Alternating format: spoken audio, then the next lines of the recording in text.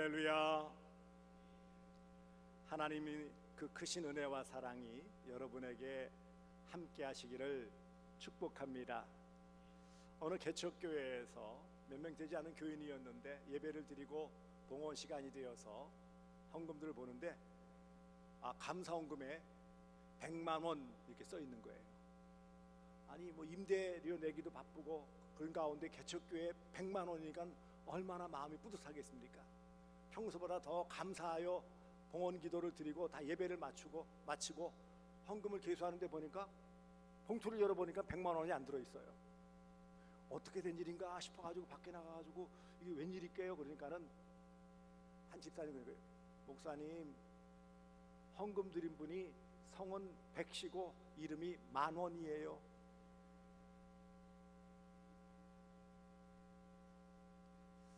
사랑하는 성도들이여, 오늘 예수님께서 제자들에게 물었던 질문을 저도 여러분에게 질문하게 하겠습니다. 너희 믿음이 어디에 있느냐라고 예수님 말씀하신 대로 여러분의 믿음은 어디에 있습니까? 어디에 있느냐? 어디에 있느냐라고 묻는 질문이에요. 여러분의 믿음 어디에 있습니까?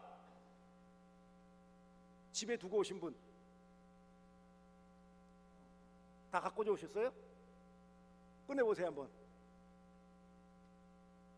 믿음을 얘기할 때 참 교회에서 신앙생활 오래 했어도 막연해지는 그런 모습을 볼 수 있습니다. 오늘 예수님께서 제자들에게 책망 어린 말씀으로 너희 믿음이 어디 있느냐 라고 말씀하셨던 그 원인은 바로 이 광풍, 엄청난 폭풍우가 몰아치는 가운데서의 제자들이 너무 두려워하여 떨고 있을 때에 그 두려워 떨면서 예수님을 깨웠을 때에, 그리고 폭풍우를 잠잠케 하신 다음에 제자들에게 던지신 질문입니다. 너희 믿음이 어디 있느냐? 믿음이 없었던 모습은 원인이 있어요. 그건 바로 오늘 본문에는 광풍이라고 되어져 있어요. 광풍. 23절 보시면 마침 광풍이 호수로 내려치매 그랬어요. 갈릴리 호수는 꽤 넓은 호수입니다. 그리고 갈릴리 호수 주변으로는 좀 높은 산이 많습니다. 그래서 이 밤이 되어지면, 저녁이 되어지면은 위로부터 바람이 몰아치게 되어지고 찬바람이 몰아 내려오게 되어지고 낮 동안 햇빛 때문에 이 호수물이 따뜻하게 데펴져서 이게 결국 부딪히게 되어서, 유식한 말로 고기압과 저기압이 부딪히면 태풍이 나타나고 비바람이 나타나고 하잖아요.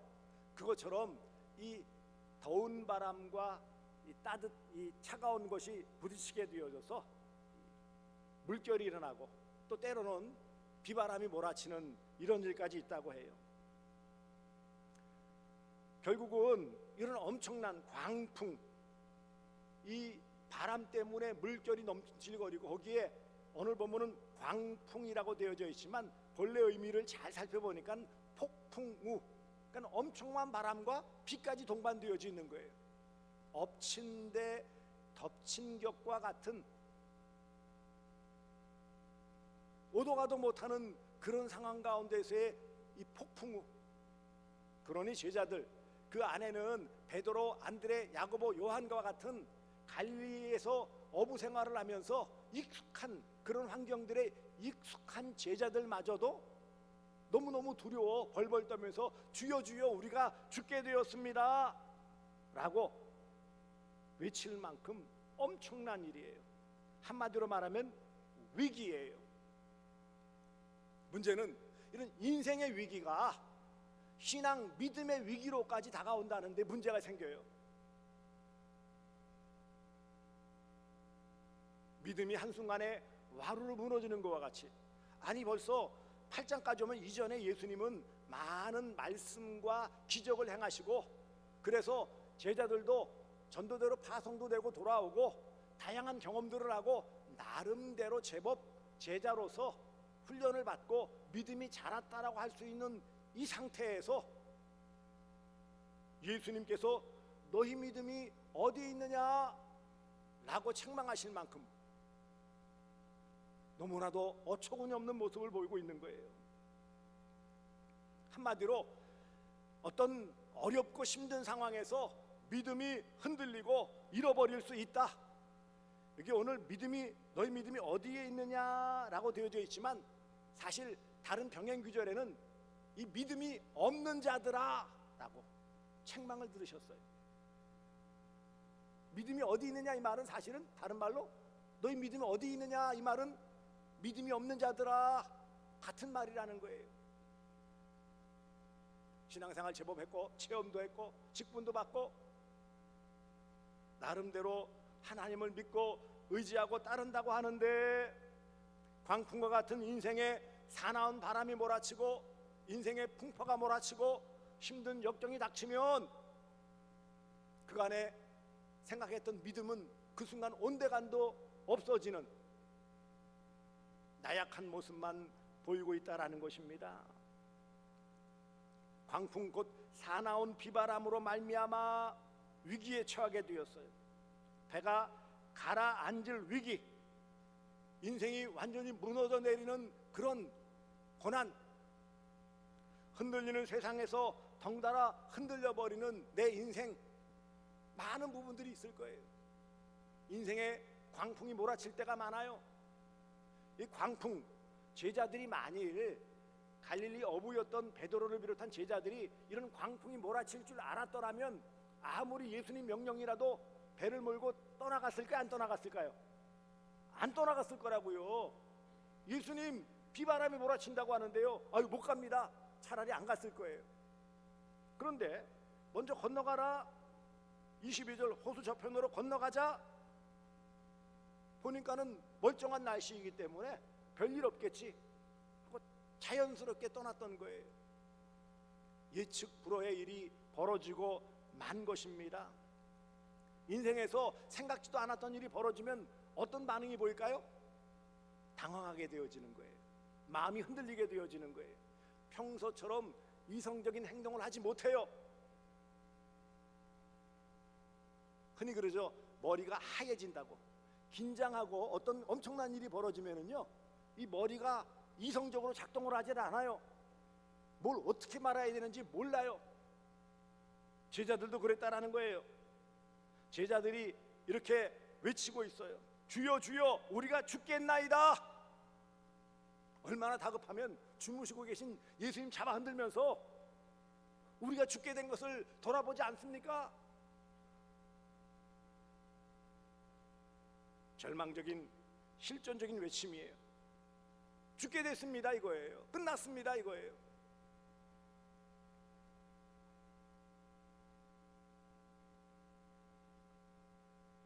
아니 예수님께서 호수 저편으로 건너가자 하시면 아무 일이 없어야 되는 거 아니에요? 예수님이 계신데, 예수님이 배 안에 주무시고 계신데도 문제가 발생하는 거예요. 이 말은 우리가 예수님을 믿고 함께 동행해도 인생에 어려움이 있다라는 거예요. 예기치 않은 광풍과 같은 엄청난 일이 내게 닥쳐온다는 거예요. 폭풍우 몰아쳐 뒤집어 쓰듯이 고스란히 그 어려움의 현장에서 꼼짝달싹 못하는 삶을 살 수 있다는 거예요. 예수님이 계신데, 예수님이 가자고 했는데 아예 뭐 건너가지 마시자고 하신, 다 아셨으면 좀 이따 건너가자든지 지냈다가 내일 가자든지, 광풍만 일어나면 그러면 미리 좀 잠잠하라고 미리 명령을 하시든지, 왜 제자들이 밑바닥을 다 보이게 하셨을까요? 우리가 교회에 나오고 또 신앙생활 하다 보면 다양한 경험들을 합니다. 또 기도 응답의 경험도 있고요, 말씀을 깨닫는 응답도 있고요, 다양한 신앙적인 소위 체험을 하게 되어져요. 그리고 어느 정도 신앙의 여전히 쌓이면서 깨달은 바도 많고 경험한 바도 많고 좀씩 자라는 그런 모습들, 말과 행동을 통해서 좀 더 성장하고 성숙한 모습을 보입니다. 그런데 때때로 어려움 앞에 우리는 모순된 모습을 보여요. 오늘 본문 이렇게 되어져 있어요. 주여 주여 우리가 죽겠나이다. 이게 모순이에요. 주여 주여, 원래 선생님이여 선생님이여도 되고 주인이여 주인이여 이런 뜻인데, 이 말은 주여라고 부른 건 뭐예요? 이 말은 원래 이 주여라는 단어의 뜻은 곁에 서서 인도하시는 자, 그런 뜻이에요. 그러니까 주여라고 외친 것은 신앙 고백이죠. 주여, 예수님에게 주여라고 부르짖은 것은 신앙 고백이에요. 주님, 이런 믿음의 모습이에요. 그런데 이렇게 믿음의 모습으로 외친 주여, 그것도 주여 반복하는데 다음에 말은 뭐예요? 우리가 죽겠나이다. 이 말은 뭐예요? 대단히 불신앙적인 모습이에요. 이게 말이 돼요, 안 돼요? 주여 믿음으로 외쳐놓고 우리가 죽겠나이다, 불신앙적인 말을 하고 있는 거예요. 이게 우리의 모습이라니까요. 내가 믿습니다, 근데 내가 죽겠어요, 이 말이에요. 어찌 보면 우리는 매일매일 이런 모순된 삶을 살아가고 있는 거예요. 믿음이라는 영역에서 하나님 믿고 의지하고 경험했던 바들이 있어서 그래도 따르고자 하는 믿음의 영역이 있는 반면에, 현실 앞에서 너무 나의 무기력함 때문에 또 뭐예요? 마음이 푸시시시 녹아 내려서 내가 죽겠나이다, 내 인생 끝입니다, 이렇게 말하는 신앙의 모습과 불신앙적인 모습이 내 안에 같이, 내 모습에서 같이 드러난다라는 이런 모순된 모습이 우리의 모습이에요. 여러분, 제자들이 누구예요? 아니, 성령 신하신 하나님이신 예수님 곁에서 예수님과 같이 먹고 자고 경험한 사람 아닙니까? 이만큼 엄청난 신앙적인 경험한 인물들이 있어요, 없어요? 없어요. 그럼에도 불구하고 이들이 문제 앞에서, 이런 위기 앞에서 주여라고 믿음으로 고백하지만 한편으로 현실 앞에서는 우리가 죽겠습니다, 안타까움이죠. 성도라도 위기 때 믿음이 흔들릴 수 있고 잃어버릴 수 있습니다. 내가 믿음으로 다 이기죠? 아니요. 제자들도 너희 믿음이 어디 있느냐, 믿음이 적은 자들아 라고 책망을 들었단 말입니다. 그러면 이런 모순을 어떻게 해결할 수 있을까요? 내 믿는 바가 삶에서 바르게 드러나서 그 모든 것에서 주여 믿습니다, 이 삶도 해결해 주십니다라고 어떻게 일치된 신앙 고백과 삶이 일치된 삶을 살아갈 수 있을까요? 분명한 사실은 믿는 자라 할지라도 인생의 위기는 늘 다가온다. 그것도 생각지도 않았던 때, 준비되지도 않은 상태에서 몰려올 때가 있다. 때로는 계속 몰려오는 파도처럼 계속해서 거듭거듭 내게 다가와서 내가 정신을 차리지 못할 만큼 힘들 때도 있다. 예수 믿는다고 아무 문제 없을까요? 그렇지 않아요. 예수님과 동행하는 삶을 살아도 제자들처럼 위기가 옵니다. 인생의 위기는 예기치 않은 삶 가운데 다가오는 것이고 언제 어디서나 우리에게 나타날 수 있습니다. 하지만 분명한 사실은요, 오늘 예수님께서 왜 호수 저편으로 건너가자라고 말씀하셨을까요? 이 모든 과정은 예수님의 의도된 그런 모든 행동이셨다라는 것을 알 수 있습니다. 왜 이렇게 하셨을까요? 제자들의 믿음을 보시고 제자들의 믿음을 성숙시키고자 하시는 예수 그리스도의 분명하신 목적을 가지고 광풍이 일 줄 알았을까요? 몰랐을까요? 아셨어요. 제자들이 이런 반응을 아셨을까요? 모르셨을까요? 아셨어요. 그럼에도 불구하고 호수 저편으로 건너가자, 라고 말씀하신 것은 예수 그리스도의 의도된 폭풍우의 위기를 만드셨음을 알 수 있습니다. 그리고 제자들의 믿음의 상태를 보시고 제자들의 요청대로 광풍은 멈추시게 하십니다. 자연의 모든 만물도 창조주이신 예수 그리스도께서 다스리고 제어하실 수 있음을 보여주시는, 예수 그리스도는 참 하나님이시요 예수 그리스도는 피곤하시기에 주무시는 참 사람이심을 오늘 본문에서는 잘 드러내고 계세요. 그러니 예수님께서 한 말씀 하십니다. 예수께서 잠을 깨사 바람과 물결을 꾸짖으시니 이에 그쳐 잔잔하여 지더라. 예수님의 권세와 능력으로 바다와 바람과 물결을 잔잔하게 하시는 능력을 보여주셨습니다. 예수 그리스도가 어떤 분이신지, 제자들의 믿음에 있어서 허점이 무엇인지를 보여주시기 위하여 분명한 목적을 가지시고 이 일을 진행하셨고, 바람과 물결도 잔잔케 하십니다. 그리고 제자들에게 그들의 믿음을 잃어버린 것을 책망하십니다. 언제 어디서 무슨 일을 만나던 흔들리지 않는 믿음을 가져야 하는데, 이적을 체험하고 은혜 받을 때는 믿습니다, 믿는다라는 모습을 보이는데, 이런 커다란 위기와 어려움 앞에서는 속절없이 무너져 우리가 죽겠나이다 라고 아우성치는 연약한 모습을 대비하여 책망하시는 것입니다. 더 나아가 그래서 제자들로 하여금 그들의 믿음에 더하여 예수 그리스도의 신적인 능력, 바람과 물결을 잔잔케 하시는 이런 예수님을 더 깊이 믿을 수 있는 은혜를 베풀어 주시는 것입니다. 믿음이란 무엇일까요? 모든 삶에서 결국은 현장, 그런 어려움, 위기, 그런 모든 고난, 시련을 바라보는 것이 아니라 그 모든 것을 알고 나를 지극히 바라보시는 주님을 바라보는 데 있다라는 것을 보여주시는 거예요. 믿음이 뭐라고요? 믿음은 주님 바라보고 주님 아는 거예요. 구약성경 이사야 43장 10절에 이렇게 말씀하십니다.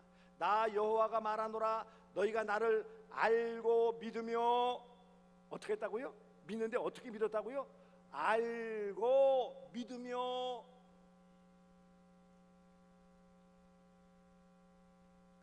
하나님은 우리 모든 자녀들이 말씀과 삶이 일치하기를 원하십니다. 믿음과 삶이 함께 일치된 삶을 살기를 원하시는 거예요. 그래서 온전한 믿음, 그것은 결국 하나님을 아는, 말씀과 기도를 통해 하나님을 체험하고 하나님 아는 그런 체험적인 믿음이 되어지기를 원하시는 것입니다. 허공을 치는 것과 같은 향방 없는 그런 허상인 믿음이 아니라 구체적이고 실체적인 체험적인 믿음을 원하시는 것입니다. 피상적인 껍데기뿐인 믿음, 불완전한 믿음이 아니에요. 입술의 고백과 삶의 태도가 일치하는 성숙한 신앙의 모습을 원하신다라는 것입니다. 그러므로 사랑하는 성도들이여, 우리가 좀 더 하나님 보시기에 영적으로 성장하고 성숙을 위해서는 믿고 알아야 되는 거예요. 믿고 알아야 돼요. 요한복음 6장 69절에 이렇게 말씀하십니다. 우리가 주는 하나님의 거룩하신 자인 줄 믿고 알았사옵나이다. 그럼 믿었습니다라고 하면 되는데 굳이 뭐라고요? 믿고 알았습니다.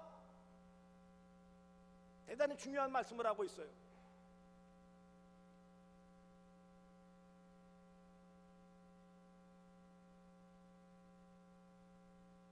굳건하게 신앙을 지키기 위해서 우리는 믿고 알아야 합니다. 고린도후서 13장 5절에 너희는 믿음 안에 있는가 너희 자신을 시험하고 너희 자신을 확증하라. 예수 그리스도께서 너희 안에 계신 줄을 너희가 스스로 알지 못하느냐. 믿음 안에 있는가 시험하여 알아보라는 거예요. 진짜 믿음인지 가짜 믿음인지. 하나님은 우리가 참된 믿음, 경험하는 믿음, 진짜 믿음을 원하세요. 그래서 우리의 삶에서 제자들에게 들었던 책망과 같이 너희 믿음이 어디에 있느냐라는 책망이 아니라 너희가 믿음대로 사는구나 라고 칭찬해 주시기를 원하시는 것입니다. 사랑하는 성도들이여, 기억하십시오. 믿음은 아는 것입니다. 믿음은 하나님과 예수 그리스도를 아는 거예요.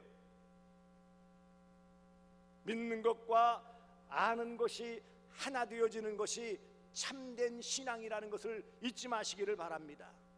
예수님은 이것을 우리에게 원하시는 거예요. 제자들에게 깨우치시고 진정한 제자된 우리 모두가 이렇게 아는 믿음, 믿음과 알미 하나 되는 것을 원하시는 것입니다. 그러므로 예수님을 믿는 것과 아는 것의 하나가 되어야 합니다. 믿음은 깨닫는 것이에요. 깨달아 아는 것이에요. 믿음은 체험으로 아는 것입니다. 체험이 없는 신앙은 그 신기루와 같은 거예요. 가짜예요.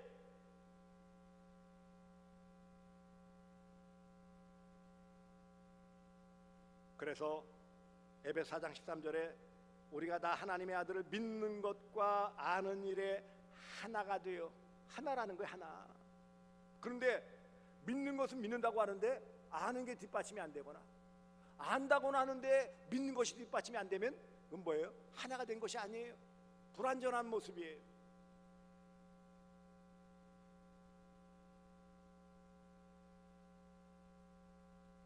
구원 얻는 믿음은 예수 그리스도에 대한 바른 이해와 지식이 갖추어지는 것입니다. 그러므로 우리의 삶에서 이런 바른 믿음을 가져야 돼요. 여러분, 신기루라는 것을 아십니까? 이게 대기의 어떤 현상이에요. 대기 속에서 빛의 굴절로 말미암아 사막이나 이런 지평선 멀리에서 뭔가 떠올려서 보여지는 거예요. 근데 그것이 진짜 눈앞에 있는 걸까요? 아니, 사실은 멀리 있는 거예요. 실제가 아니에요. 그것처럼 내가 믿는 것처럼 보여지지만 사실은 뭐라고요? 실제가 아닌 거예요. 그래서 신기루의 이런 사전적인 의미에서 세 번째 의미가 뭐냐면 아무런 근거나 토대가 없는 생각.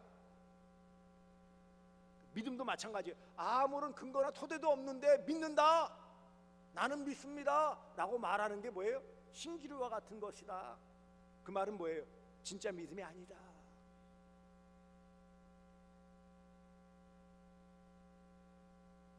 사랑하는 성도들이여, 우리의 영적인 성숙과 모든 삶의 어려움 때에도 흔들리지 않은 그런 굳건한 신앙과 고난과 시련의 때에도 그 모든 것을 능히 극복하며 승리하기 위해서는 우리의 믿음이 어떤 믿음이 된다고요? 알고 믿는 조화로운 참된 신앙이어야 한다라는 것입니다. 결국은 성장과 성숙이 조화를 이루는 것이 참된 믿음이다, 그것을 말씀하고 있습니다. 그러므로 우리가 제대로 믿지 않으면 알지 못하는 거예요. 그러면 잘못 행동하는 거예요. 디모데전서 1장 13절에 바울의 간증에 이런 내용이 있어요. 내가 전에는 비방자요 박해자요 폭행자였으나 도리어 긍휼을 입은 것은 내가 믿지 아니할 때에 알지 못하고 행하였습니다. 믿지 않는 것은 알지 못하는 거예요.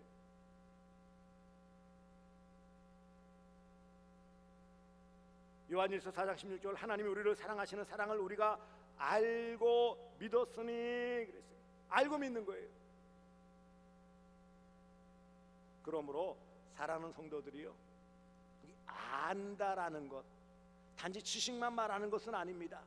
예수 그리스도를 통해 드러난 진리를 더 깊이 이해하고 깨닫는 것을 말하는 거예요. 세상 공부를 통해서 얻어지는 지식, 그런 알을 말하는 게 아닙니다. 이것은 신적 계시라고 표현을 해요.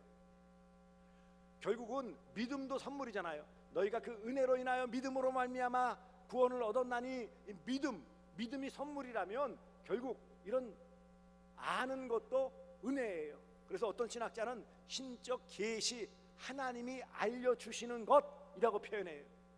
그렇다면 우리가 이런 아는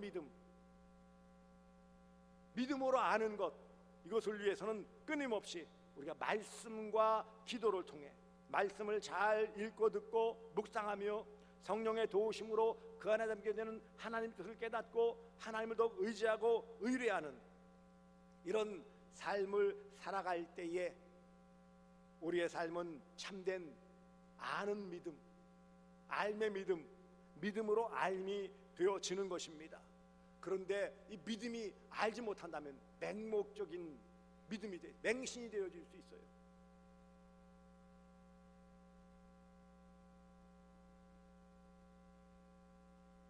그러므로 오늘 이 주신 말씀, 너희 믿음이 어디 있느냐, 이 말씀 앞에서 우리의 믿음이 주님 고백한 주여, 여기까지 해서 우리의 고백이 이루어지며 이런 모든 어려움도 주님이 해결해 주실 줄 믿습니다라고 의지함을 통하여 삶의 문제들을 해결해 주시는 거예요.